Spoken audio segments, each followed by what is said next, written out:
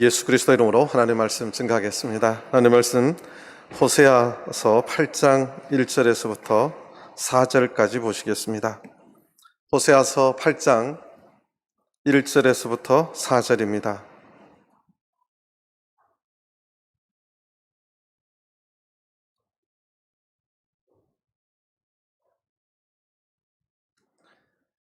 호세아서 8장 1절에서 4절입니다. 나팔을 내 입에 댈지어다. 대적이 독수리처럼 여호와의 집에 덮치리니 이는 무리가 내 언약을 어기며 내 율법을 범함이로다. 저희가 장차 내게 부르짖기를 나의 하나님이여 우리 이스라엘이 주를 아나이다 하리라. 이스라엘이 이미 선을 실어버렸으니 대적이 저를 따를 것이라. 저희가 왕들을 세웠으나 내게서 말미암지 아니하였고 저희가 방백들을 세웠으나 나의 모르는 바며 저희가 또 그 은금으로 자기를 위하여 우상을 만들었나니 파멸을 이루리라. 아멘. 할렐루야. 오늘 거룩한 안식일 기억하시고 저희 주님의 전에 나오신 모든 성도님들 하나님께서 은혜 주시고 안식의 평안을 허락해 주시기를 바랍니다. 또 오늘도 영상으로 예배드리는 모든 성도님들과 가정에도 하나님의 은혜와 안식이 임하게 되길 바랍니다. 오늘 신도회별로는 바나바회와 한나회가 다 나와서 예배 드리는 주입니다. 오늘 이렇게 또 나와 주셔서 진심으로 감사하게 생각합니다. 감사한 것은 지금 우리 전주교회가 이제 학생부들이 이제 전부 다 출석 예배를 해왔고요. 이제 마지막 남은 이제 아동부 유치부도 오늘부터 철저한 방역 속에서 오늘 19일부터 출석 예배로 전환을 합니다. 그래서 저학년들은 지하에서 예배드리고 고학년들은 1층에서 원래 이제 방송으로 하려고 했는데 그러려면 또 방송 설비를 해야 되고 그래서 지하에서 설교하는 그러니까 저학년에 맞게 설교하시는 분 따로 세우고 또 1층에는 1층대로 고학년에 맞게 설교하는 선생님을 따로 세워서 그렇게 나이에 맞게 이렇게 예배를 드리기로 그렇게 했습니다. 우리 모든 교사들 수고하시는 모든 교사들 하나님께서 인도해 주시길 바랍니다. 그 다음에 여전히 우리가 그 다음 주 6월 27일은 세례식이 있습니다. 지금 5명이 세례 공부를 하고 있는데 오늘도 계속해서 세례 공부를 하도록 하겠습니다. 그리고 지난주에도 광고 말씀드렸지만 내일 우리 박지민 장로님의 둘째 아들 은수 형제와 우리 동북교회 주우정 자매가 12시 아름다운 컨벤션에서 결혼식이 있습니다. 참고해 주시면 감사하겠습니다. 예, 지금 우리가 계속해서 호세아서를 보고 있는데 오늘 호세아서 8장입니다. 우리가 호세아서를 보면 하나님께서 북이스라엘을 멸망시키고 난 뒤에 그 하나님의 마음을 호세아 선지자라는 한 인물을 통해서 잘 표현해내고 있습니다. 우리가 6장을 보면 하나님께서 이스라엘 백성들을 향해서 여호와께로 돌아가자, 하나님 앞에 돌아가자고 외쳤고 그리고 그들이 그 말을 듣지 않았습니다. 돌아가지 않았습니다. 그래서 어제 저녁에 7장에 하나님께서 이스라엘을 치료하려고 할 때에, 치료하려 할 때에, 치료할 때가 아니라 치료하려 할 때예요. 발음이 잘 안 되네요. 치료할 때가 아니라 치료하려고 할 때인데 그들이 그 하나님의 치료와 관심을 거부하고 계속해서 하나님 필요 없다고 그들이 거부를 했습니다.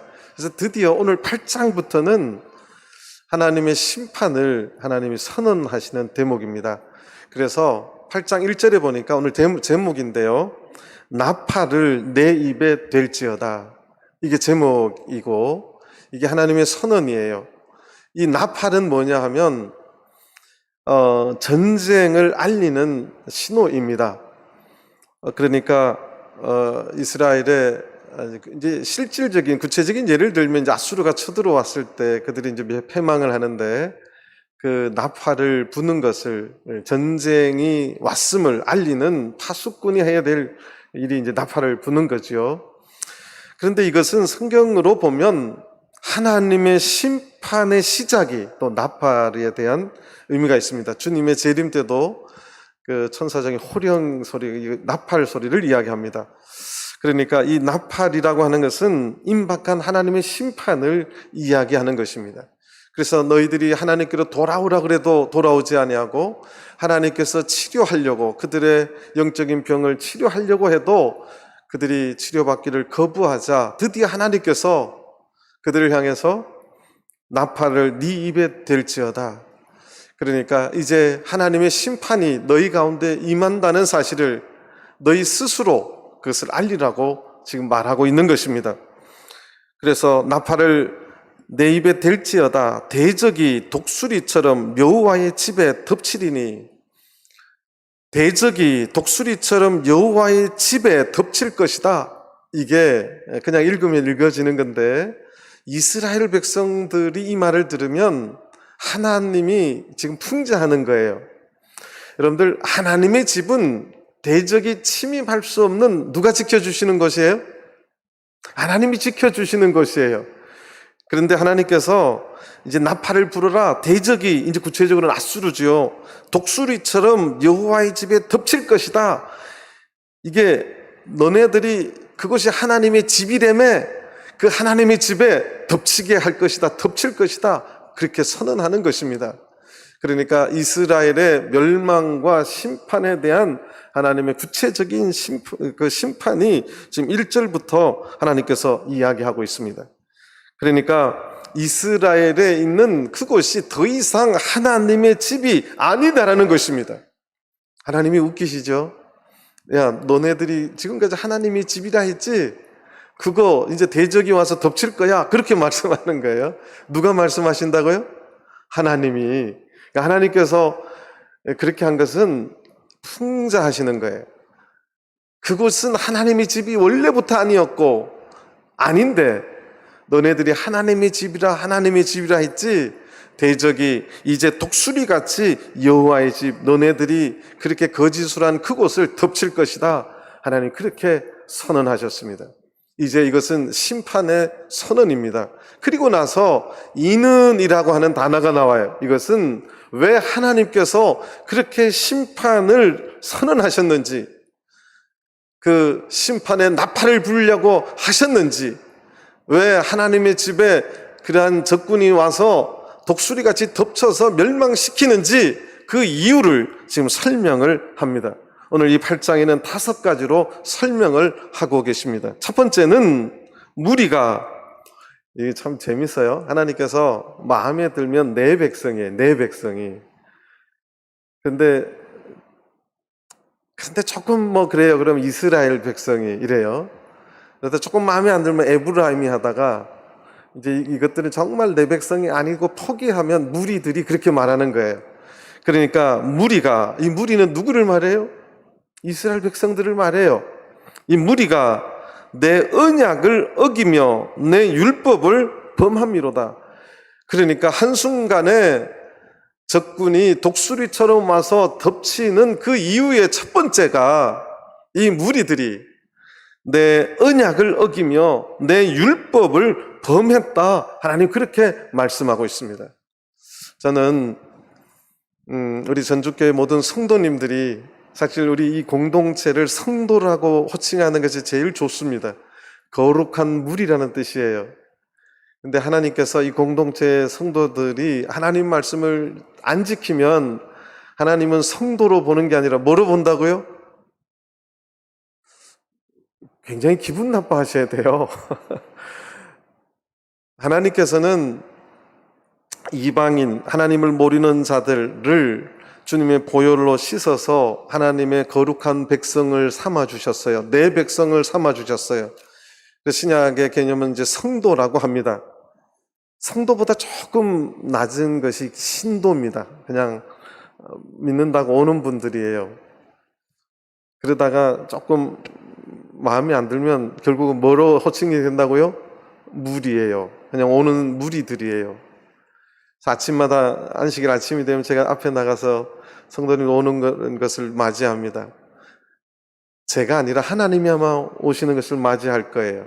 한 성도 한 성도가 하나님의 거룩한 백성, 하나님의 보혈의 피로 씻겨준 하나님의 백성인데, 그들이 하나님의 율법을 어기고 하나님의 말씀을 듣지 않으면 하나님께서는 그들을 뭐로 보신다고요?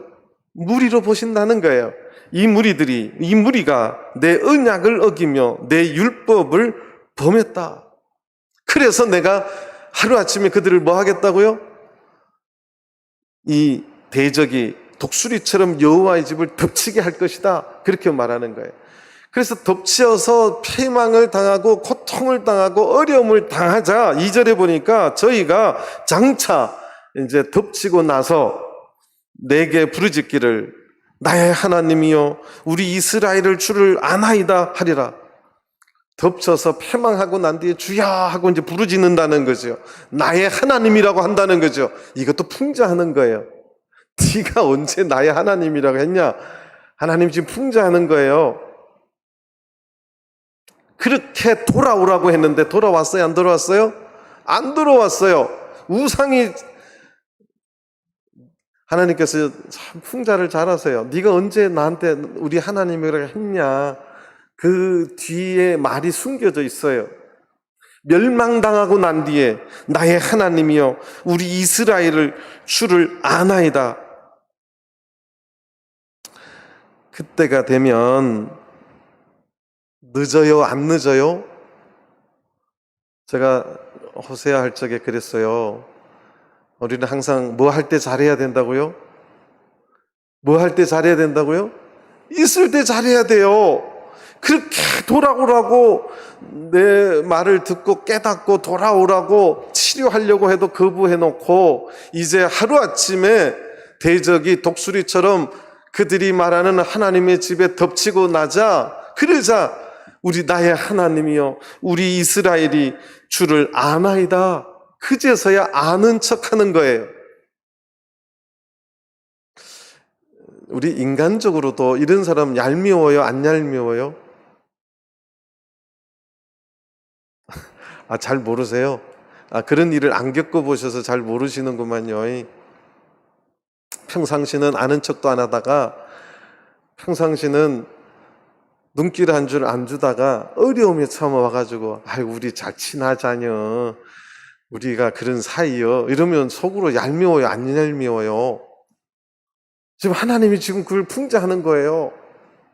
그러니까 호세아를 읽으면서 항상 우리가 마음에 둬야 될 게 뭐 할 때 잘해야 된다고요? 무리가 되어서는 안 돼요. 하나님 보실 때 무리가 되어서는 안 된다는 거예요. 하나님께서 거룩한 백성 자기의 생명을 바쳐서 죄를 씻어주시고 자기의 백성 삼아주셨는데 그들이 하나님의 말씀을 듣지 아니하고 하나님의 언약을 버리면 하나님이 그냥 무리로 본다는 거예요. 그것이 하나님께서 이 백성을 심판하시는 첫 번째 이유로 꼽았는데 심판하고 나자 나의 하나님 그제서야 나의 하나님 우리 이스라엘이 당신을 아나이다. 이거 안나는 알고 아나이다 하는 거예요. 하나님 볼 때 모르면서 안다고 하는 거라는 거예요. 이게 좀 헷갈리죠. 이게 지금 2절이 끝까지 하나님 풍자하는 거예요. 요 말 뒤에 하나님 속이 답답해서 말은 안 하는 게 있는데 네가 나를 어떻게 알아? 그게 지금 숨겨져 있는 말이에요. 제가 이야기했잖아요. 성경에 안다는 것은 굉장히 그냥 내가 문재인 대통령 아는 거 이건 아는 게 아니에요. 성경에 아는 것은 굉장히 친밀한 그 교제 속에서 하나님의 말씀을 순종하고 하다 보니까 어려워도 끝까지 붙잡고 나갈 때 하나님의 시험까지 통과할 적에 그래서 하나님의 살아있음을 체험하고 하나님 없으면 못 살겠다고 고백하는 정말 그러한 신앙이 될 때 진정으로 안다고 표현하는 거예요. 그런데 그렇게 한 번도 해본 인간들, 무리들이 하나님 우리는 하나님 아는데 왜 우리를 요따구로 해요? 요렇게 한다는 거지요. 하나님이 지금 풍자하고 있는 겁니다. 그리고 나서 3절에 또 이렇게 설명합니다. 이스라엘이 이미 선을 실어버렸으니 이 선이라는 것이 선을 넘어서 이 뜻이 아니라 요 선은 원어로 토부라는 말이에요. 하나님이 기뻐하시고 하나님이 좋아하시는, 그러니까 하나님이 지금까지 참고 하면서 그들을 기다린 것은 그들이 하나님의 말씀을 받아들이고 하나님을 정말 영화롭게 하는 백성, 그 진정한 성도가 되기를 원했는데 그렇게 싫어해 놓고 하나님이 기뻐하는 것을 싫어하고 또 버렸다는 거예요. 그래서 대적이 저를 따를 것이다. 대적이 저를 따른다는 것은 대적에서 벗어날 수 없이 대적이 침입할 것이다. 그렇게 말하는 겁니다. 나팔을 내 입에 댈지어다. 하나님의 심판을 선언하는데 그 첫 번째 이유가 우리가 내 언약을 어기며 내 율법을 범했기 때문에 내가 이 민족의 심판을 선언한다. 지금 그렇게 말씀하는 겁니다. 두 번째는 4절입니다. 저희가 왕들을 세웠으나 내게서 말미암지 아니하였고 저희가 방백들을 세웠으나 나의 모르는 바며 저희가 또 그 은금으로 누구를 위하여? 누구를 위해서요? 자기는 누구를 말해요? 왕들과 지도자들을 말해요. 자기들을 위하여 우상을 만들었나니 파멸을 이루리라. 하나님께서 심판을 선언한 두 번째 이유는 그 시대의 지도자들의 문제임을 선언하는 거예요. 어느 시대든 사실은 지도자들이 굉장히 중요합니다. 지도자들이 중요합니다. 교회에서도 마찬가지예요. 똑같습니다. 사실은 이 이스라엘이 당시에 왕을 세울 적에 사무엘상 10장을 한번 보시겠습니다. 사무엘상 10장 19절을 보시겠습니다.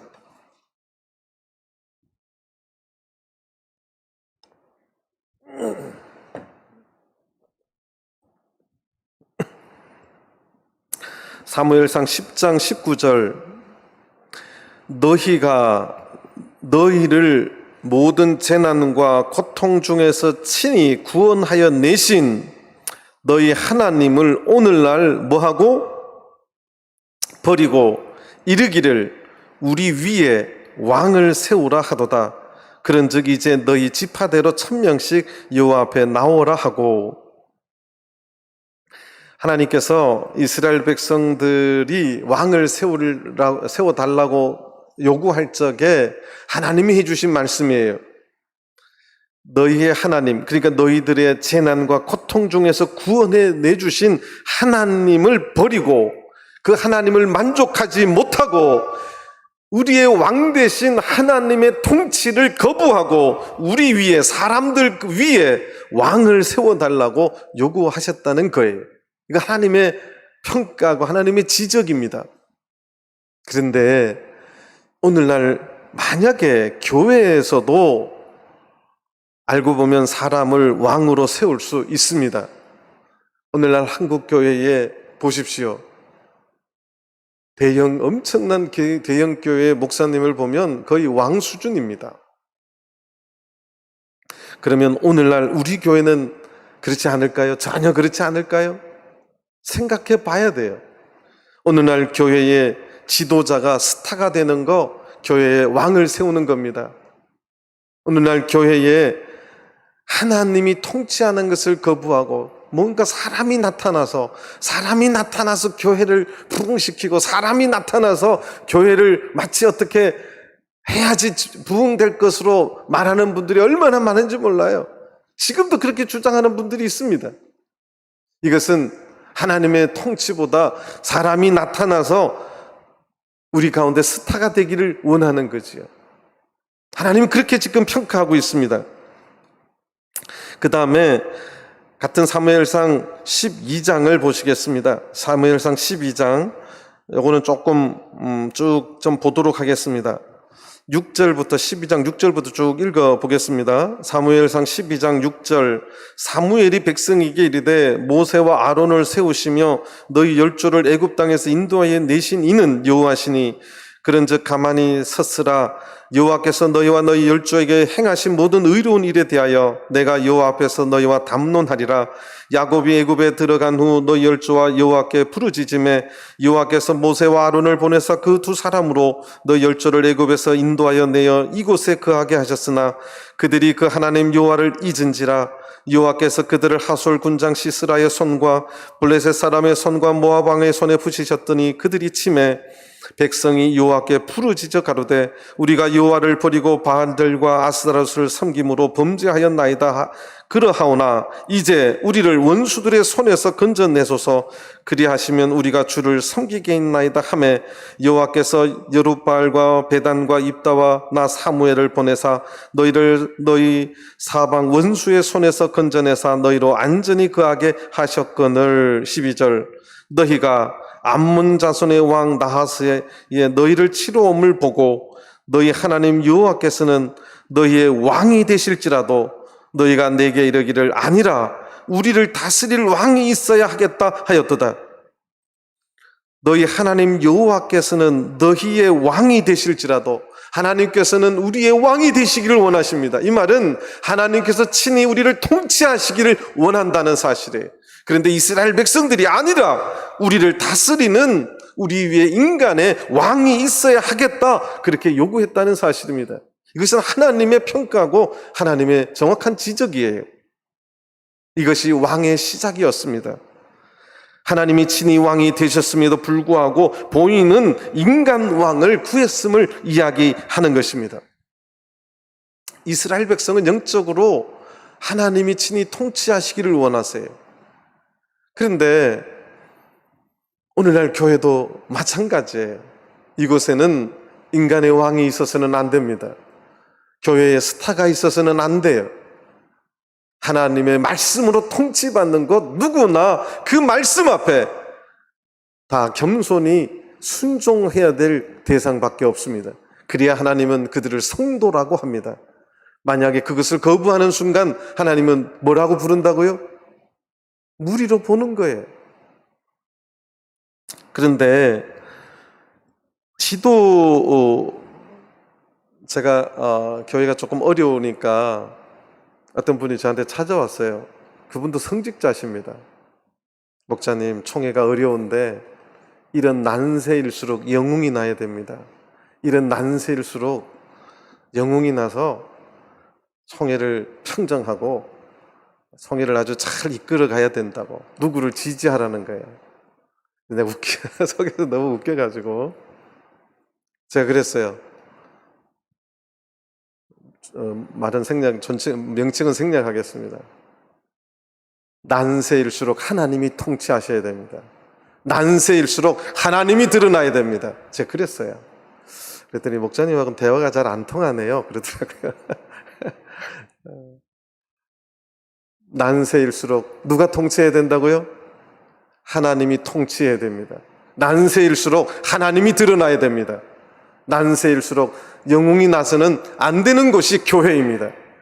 난세일 때 영웅이 나는 곳은 세상의 나라입니다. 하나님의 나라는 이 북이스라엘의 난세일수록 하나님이 통치하기를 원하셨는데 그들이 다 거부했기 때문에 내가 멸망시키겠다 그렇게 말하는 것입니다. 하나님이 통치하는 것은 난세일수록 하나님이 드러나야 돼요. 하나님이 나타나야 됩니다. 사람이 나타나서는 안 됩니다. 그러면 그곳은 하나님의 성도의 무리가 아니라 그저 무리일 수밖에 없습니다. 이것이 우리가 호세아서를 읽으면서 하나님이 지금 말씀해 주는 이 말씀 속에 그것이 포함되어 있습니다. 그들이 왕을 세웠으나 내게서 말미암지 않았고 방백들을 세웠으나 나는 모르는 바며 저희들이 금은으로 누구를 위해서 우상을 만들어요? 자기를 위해서 우상을 만들어요. 이것은 세상 나라는 그렇습니다. 우상 만들고 동상 만들고 하나님의 나라는 그런 것이 있으면 안 되는 거예요. 왜 자꾸 그런 밖에 있는 생각을 이 교회 안으로 공동체 안으로 끌어오는지 저는 이해가 안 됩니다. 왜 그러는지 저는 모르겠어요. 이러한 어려운 때일수록 우리는 하나님만 드러나게 해야 됩니다. 하나님의 말씀의 통치를 받아야 돼요. 그 첫 번째가 내 언약을 어기면 내 율법을 범했다는데, 그 하나님의 말씀, 그 말씀대로 성도가 살아갈 적에 하나님은 다시 우리를 당신의 백성으로 삼아주시고, 하나님께서는 이 공동체를 지켜주시고 함께 하실 줄 믿습니다. 사람이 나타나는 거 하나님이 절대 기뻐하지 않으세요. 이것이, 그래서 5절을 보겠습니다. 사마리아여 내 송아지는 버리웠느니라. 이거 그들이 만들어 놓은 우상입니다. 내 노가 무리를 향하여 타오르나니 너희가 어느 때에야 능히 부재하겠느냐. 이것은 이스라엘에서 나고 공장이 만든 것이라. 참신이 아니니 사마리아의 송아지가 부서뜨리우리라.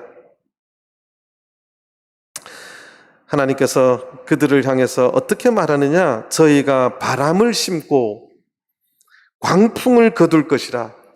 그러니까 지도자가 나와서 막 뭘 하고, 왕이 나와서 뭔가를 하고, 그래서 뭔가 겉으로는 잘 보여요. 우리 왕 잘 세웠구나. 하나님의 평가는 그들이 무엇을 심었다고요? 뭘 심었어요? 바람을 심고. 여러분들 바람을 심을 수 있어요? 광풍을 거둘 수 있어요? 이건 무슨 말이죠? 저는 제가 이 지역에 와서 참 재밌는 말을 배웠는데, 헛짓거리 한 거라는 거예요. 헛짓거리. 뻘짓 한 거라는 거예요. 뻘짓. 인간들이 나와서 뭔가 잘하고 뭐 칭찬받고 사람들은 박수 치겠지요? 하나님 눈에는 헛짓거리고 바람을 심고 광풍을 거두는 것이다. 하나님 그렇게 평가하신다는 거예요.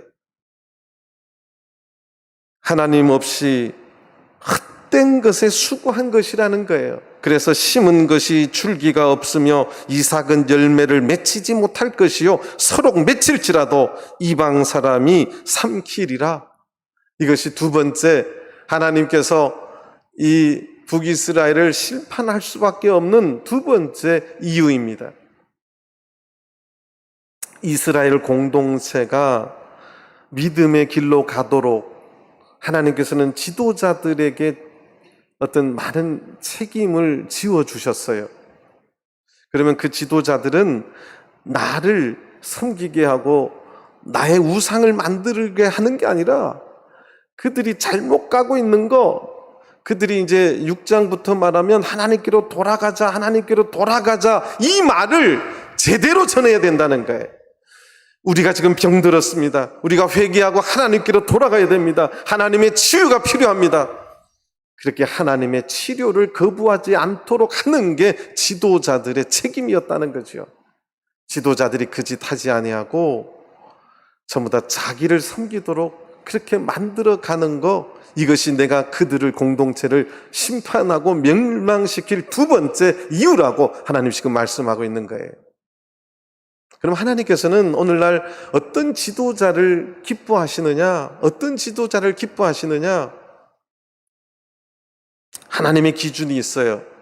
하나님의 기준은 키가 확실하게 크고 어디 가도 인물이 안 빠지고 어디 가도 지식이 아주 그냥 출중하고, 그래서 적어도 전 세계 무슨 신학대학은 나와야 되고,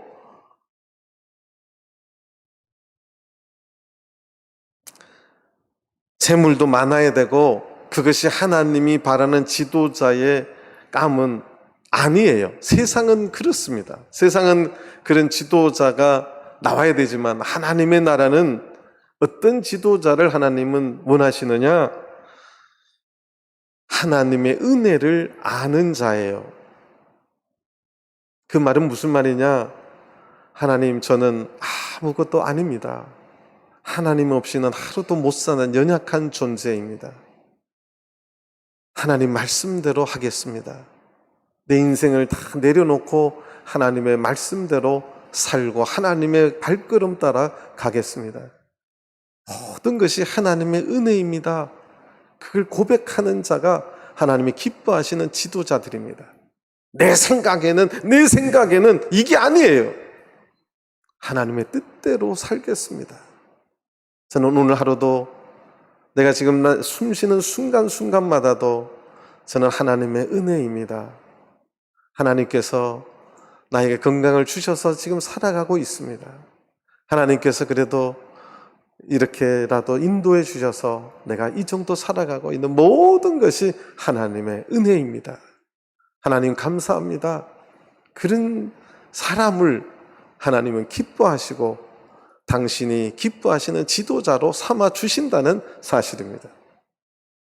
여러분들, 구약의 선지자들이 잘 살거나 그런 사람들 아니었어요. 하나님의 말씀을 있는 그대로 가서 전하고 하나님의 말씀을 순종하는 자들이 하나님의 기뻐 쓰시는 하나님의 종들이었다는 사실입니다. 세 번째는 8절입니다. 이스라엘은 이미 삼키웠은즉 이제 열국 가운데 있는 것이 기뻐하지 아니하는 그릇 같도다. 기뻐하지 아니하는 그릇 같도다. 이게 무슨 말이죠? 제가 이제 요새 전주 와서는 텔레비가 없어서 텔레비를 못 보는데요.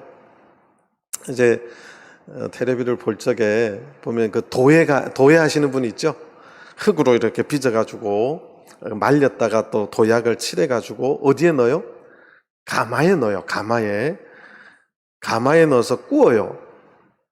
막 1000도, 2000도 이렇게 굽잖아요. 구우면 한 이틀을 식힙니다. 식히면 이제 그걸 또 허물어서 다 빼내요. 빼내는데 제가 너무 안타까운 거는, 뺐으면 이렇게 그걸 팔면 되는데 이렇게 자세히 보더니 망치로 다 깨는 거예요. 이거 왜 깨지 저거? 그냥 깰 바에 놔주지 그냥. 이런 생각이 들 때가 있었어요. 그런 거 보셨지요? 안 보셨어요? 가마에서 꺼내가지고 이렇게 돌려서 보더니 망치로 그냥 다 깨는 거예요. 저거 아까운데 뭐하러 왜 깨지? 근데 이제 왜 깨냐고 리포터가 물었더니 이게 내 상표가 찍혀 나가는 이제 그 작품인데 내 눈에 마음에 안 드는 것을 나는 팔 수가 없다. 그래서 내 마음에 들어야 합격. 내 마음에 안 들면 그냥 망치로 그렇게 막 정성 들여서 만들고 말리고 유약칠하고 다 해서 구우는 건데도 아무 정말 무정한 모습으로 깨버리더라는 거예요. 이 단어가 지금 오늘 그 말입니다. 기뻐하지 아니하는 그릇 같다. 이제 그릇을 만들었는데 이제 좋아 보이지 않는 그릇이라서 지금 뭐 했다고요? 깨버린 그릇 같다는 거예요. 그러니까 이스라엘이 하나님이 그렇게 말해도 듣지 않아서 하나님이 전혀 기뻐하지 않는 이미 깨어버린 그릇이라는 거예요. 요 말 뒤에는 내 그릇이 아니라는 거예요. 이스라엘은 이미 삼키웠은즉, 어제 7장의 말씀으로 보면 이미 이들이 이방인에게 그 힘이 삼키웠다, 이 말을 제가 어제 설명드렸잖아요. 이방인들의, 우리 하나님 백성은 하나님의 힘으로 살아야 되는데 그 힘이 아닌 이방인들의 이미 삼키워서 이제 열국 가운데 이미, 하나님의 명령은 너희들은 축복의 통로가 되어서, 열국 가운데 축복의 통로가 되어서 너희들이 열국 사람들에게 영향력을 주고 열국 사람들이 너희들을 통해서 축복받도록 하는 세상의 주체가 되도록 말씀하셨는데, 이제 북이스라엘을 보니까 이미 열국에 삼키워져서 열국 한가운데 너네들이 그곳에 있다는 거예요. 열국이란 말은 이방인들을 말합니다. 그러니까 하나님의 명령은 너네들이 이방인들에게 영향을 주고 축복을 나눠줄 수 있는 축복의 통로가 되라고 했지, 이방인 가운데 가서 살으라고 말하지 않았거든요. 근데 이스라엘이 이미 이방인 가운데 거기가 너무 좋은 거예요. 하나님 말씀 순종하고 하나님 그 말씀대로 사는 것보다 어디 사는 게 더 좋다고요? 이방에 사는 게 더 좋아서 그곳에 있다는 거죠. 그것이 이방에 삼키워졌다고 표현하는 건데, 그래서 하나님이 기뻐하지 않는 그릇, 깨어진 그릇, 버려버린 그릇 같다, 그렇게 표현하는 겁니다. 저는 우리 전주교회 성도님들이 하나님의 기뻐하지 아니하는 그릇 같은 성도가 되지 않기를 간절히 바랍니다. 여러분들은 하나님이 자기의 피로 구속해 주시고 하나님의 사랑으로 천국 갈 수 있도록 언약을 쥐고 있는 백성들이에요. 근데 우리가 세상에 푹 빠져 있고 하나님의 하나님을 믿는, 하나님을 의지하는 그 힘으로 사는 게 아니라 세상의 돈과 쾌락과 즐거움 속에 살아가면 그것이 삼키워진 열국 가운데 있는 백성이 됩니다. 그러면 기뻐하지 아니하는 그릇, 이미 하나님께서 깨어버린 그릇, 너무너무 아깝지만 하나님의 백성이 될 수 없어서 하나님의 깨어버린 그릇이 되지 않기를 저는 간절히 바랍니다. 이것이 지금 하나님께서 왜 북이스라엘을 멸망시켰는지 세 번째 이유로 말씀하고 있는 겁니다. 두 번째는 지도자에 있다면 세 번째는 백성들이 그렇게 이방 가운데 푹 젖어 살아가서 내가 멸망시켰다, 그 말이에요. 하나님이 기뻐하지 아니하는 그릇처럼 하나님이 그렇게 깨어버렸다, 내 그릇이 아니다, 지금 그렇게 말씀하시는 겁니다. 그래서 9절을 보면 이렇게 설명합니다. 저희가 홀로 처한 들나귀처럼 아수르로 갔고 에브라임이 값주고 연애하는 자들을 얻었도다. 이 홀로 처한 들나귀라는 말도 굉장히 좀 풍자한, 별로 좋은 말이 아니에요. 이 홀로 처한 들나귀, 이 들나귀들이 하나님께로 돌아가는 게 아니라 아수르로 갔다는 거예요. 이 홀로 처한이라는 말은 이 나귀들이 이 발전기가 되어서 뭔가 말하기도 그러네요. 암나귀 없나 이제 찾아가지고 그러면 안 보이잖아요, 이게. 마치 발정된 나귀처럼 그렇게 아수르로 그냥 갔다는 거지요. 세상이 좋고 그것이 좋아서 그렇게 열국 가운데 빠져버렸다는 것입니다. 이스라엘을 그렇게 풍자하고 있는 것입니다. 오늘 우리 하나님의 성도들이 세상이 좋아서 그렇게 거기에 좋아갖고 빠져 달려가는 모습을 이 말씀으로 그려볼 수 있는 거예요. 그래서 하나님께서 기뻐하지 않는 그릇, 이미 깨어진 그릇같이 돼버렸다, 그렇게 선언하는 것입니다. 그리고 에브라임이 값주고 연애하는 자들을 얻었도다. 10절, 저희가 열방 사람에게 값을 주었을지라도 이제 내가 저희를 모으리니 저희가 모든 방백의 임금에 지어진 짐을 인하여 쇠하기 시작하리라. 아수르로 가고 값주고 연애하는 자들을 얻었다. 세상에 빠지고 쾌락에 빠져서 자기의 돈을 주고라도, 이 말이 이제 연애하는 자들이죠. 어쨌든 그 시기 이렇게 그 세상의 쾌락에 빠져가는 모습, 그것을 이렇게 설명하고 있는 것입니다. 그런데 결국은 자기가 그렇게 좋아하고 사랑했던 그 세상에 의해서 이제 세상 모든 방백의 임금에 지어준 짐을 인해서 나중에는 쇠하게 되고 고통받게 될 것이다, 하나님 그렇게 선언하고 있는 거예요. 그러니까 이스라엘을 심판을 선언한 세 번째 이유가 바로 이러한 것입니다. 네 번째는 11절입니다.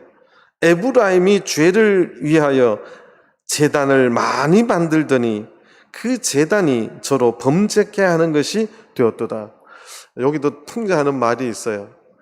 제단은 많이 만드는 게 좋아요, 제대로 된 제단을 만드는 게 중요해요?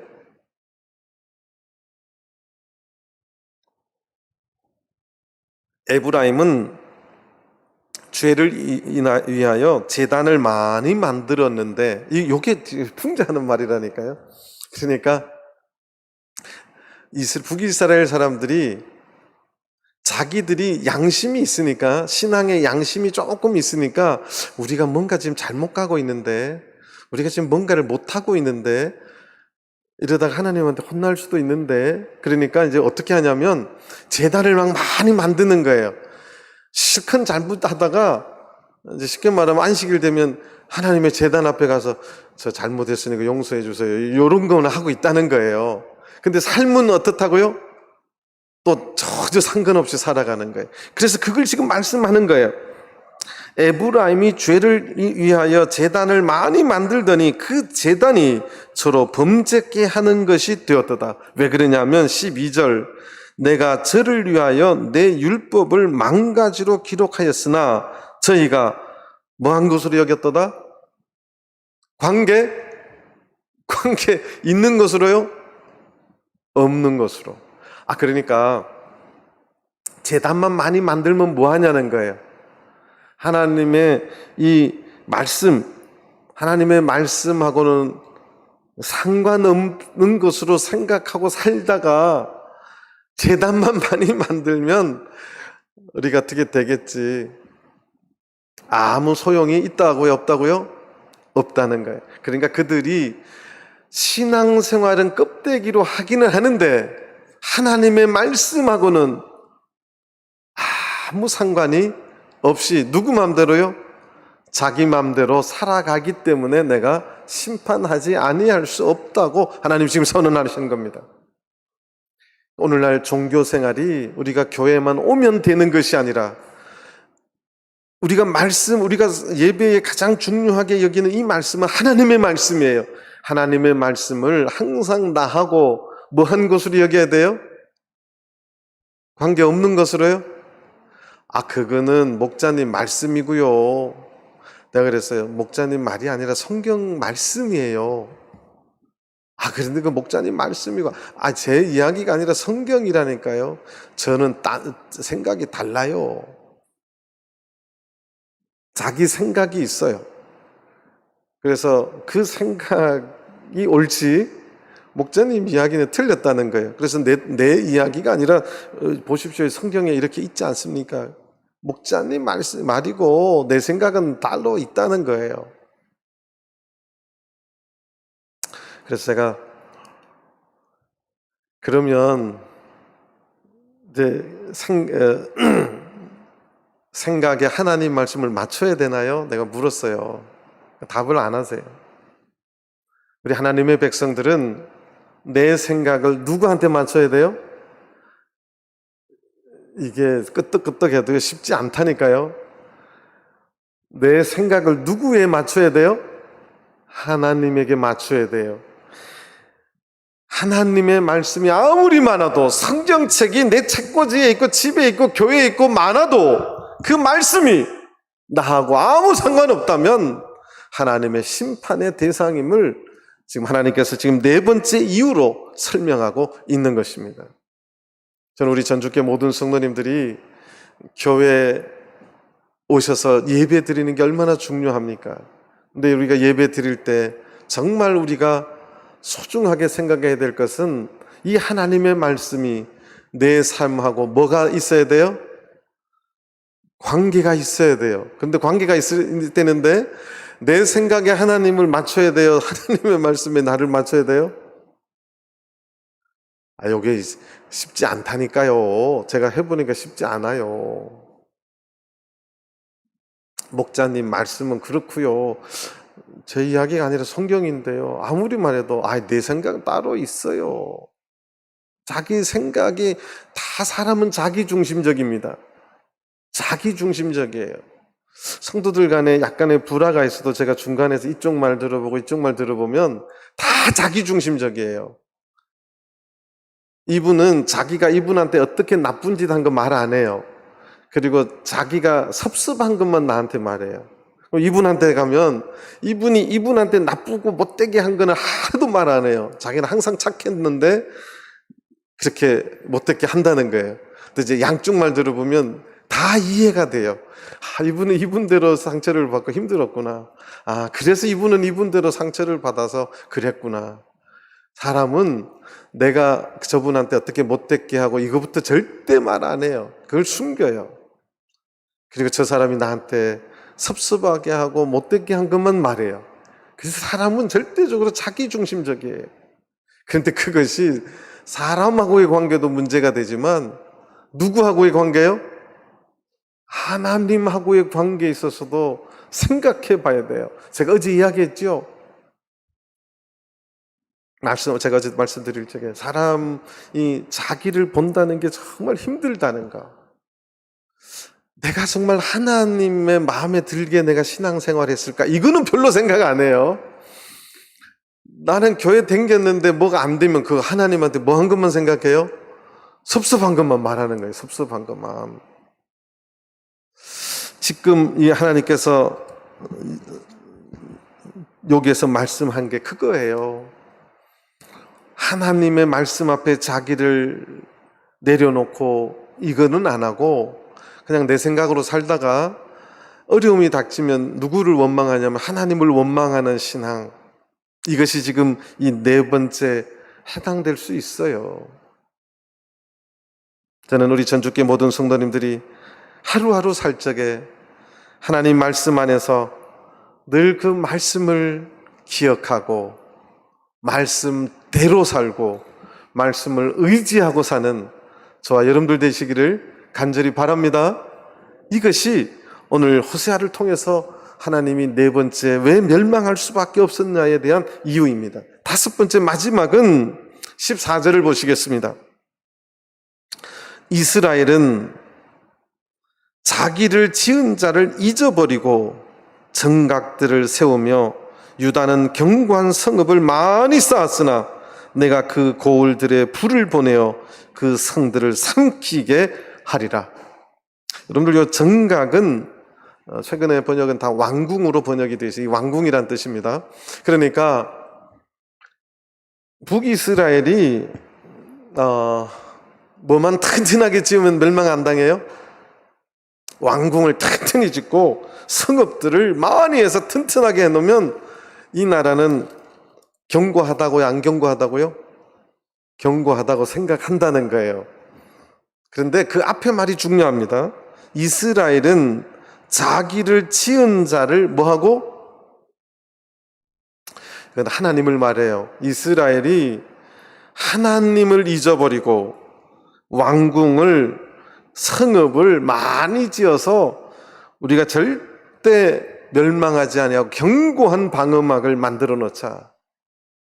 그런데 하나님이 뭐라고 하시느냐? 내가 적군도 아니에요. 내가 그 고을들에 불을 보내어 그 성들을 삼키게 할 것이다. 너네들이 아무리 튼튼하게 성읍을 짓고 왕궁을 지어도 내가 멸망시켜 버릴 것이다. 왜 그랬다는 거예요? 하나님을 뭐 했기 때문에? 하나님을 뭐 했기 때문에요? 잊어버렸기 때문에. 하나님을 잊어버리고 이 뒤에 말의 의미는 하나님을 전혀 의지하지 않기 때문에 그러는 거예요. 왕궁을 의지하고 성읍, 산성들을 의지하고 이것만 지으면 절대 멸망하지 않을 거야. 교만한 마음. 이게 교만한 마음이라 그랬죠? 하나님 필요 없어도 내가 얼마든지 살아갈 수 있고 하나님 없어도 내가 얼마든지 형통하게 살아갈 수 있다고 생각하는 그 착각. 하나님께서 불을 보내어 그 성들을 삼키게 할 것이다. 하나님께서 지금 호세아 8장에 와서 드디어 그렇게 돌아오라고 깨달으라고 내가 치료해 주겠다고 끝까지 말 듣지 않자 내가 이 북이스라엘의 심판을 선언할 테니까 너네들이 네가 호각을 부르라. 그리고 이는 하고 5가지로 지금 말씀해 주신 거예요. 저는 우리 전주교회 성도님들 이 5번째 하나님을 잊어버리거나 하나님을 의지하지 아니하고 세상의 정각, 왕궁이나 성을 의지하는 그런 어리석은 성도들이 되지 않게 되기를 간절히 바랍니다.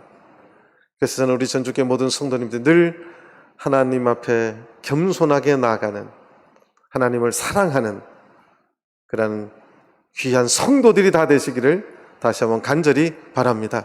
다 같이 묵도하시겠습니다.